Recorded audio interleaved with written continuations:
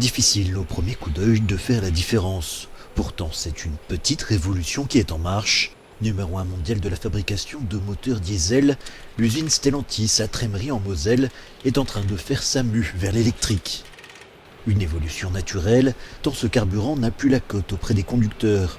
En décembre 2021, il s'est ainsi vendu davantage de voitures électriques que diesel. Stellantis a donc dû s'adapter à vitesse grand V.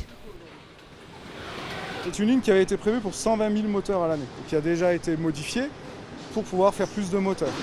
À côté, derrière, vous avez sa petite sœur qui vient de naître, qui elle aura un potentiel bien plus important, qui est encore en cours de mise au point. Et donc pour vous dire qu'en fait, on est parti dans l'électrique, on y va et on va plus s'arrêter, j'espère. Pour certains ouvriers qui ont fait toute leur carrière sur ce site, il a aussi fallu s'adapter. Nouveaux process, nouveaux savoir-faire. Dans le contexte d'une industrie qui depuis des années délocalise, l'électrique semble la seule solution d'avenir pour maintenir l'emploi en Moselle. Il y a de la demande, à un moment donné, il faudra ouvrir des lignes pour pouvoir suivre la demande des clients. Parce que moi, je pense qu'en fin de compte, on va tous finir à l'électrique. Mais face à la concurrence, notamment asiatique, assurer la production de véhicules électriques en France est-il réellement possible? Pour cet économiste, la réponse est oui.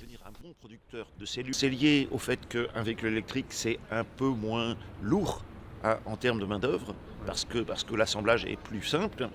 C'est lié aussi au fait qu'on a besoin de mettre des batteries. Et comme les batteries, c'est quelque chose de relativement lourd, parce que les batteries sont faites à proximité du site d'assemblage, ça a un sens, puisque les batteries, c'est quand même très consommateur d'énergie et donc très émetteur de carbone. Le fait que nous ayons un parc nucléaire qui continue de fonctionner, ça aide aussi. Il y a par conséquent un certain nombre d'arguments qui militent pour cette espèce de couplage entre électrification et relocalisation. Reste que la fabrication de véhicules électriques ne nécessite pas le même nombre de bras. Selon un cabinet indépendant, d'ici 2030, environ 52 000 emplois liés aux moteurs conventionnels pourraient disparaître, compensés par seulement 20 000 créations de postes.